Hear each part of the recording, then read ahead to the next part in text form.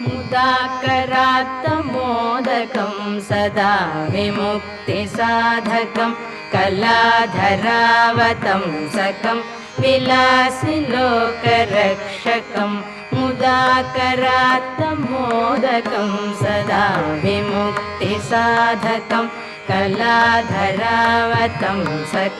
विलासिलोकरक्षकं अनायकैकनायकं विनाशिते भदैत्यकं गताशुभाशुनाशकं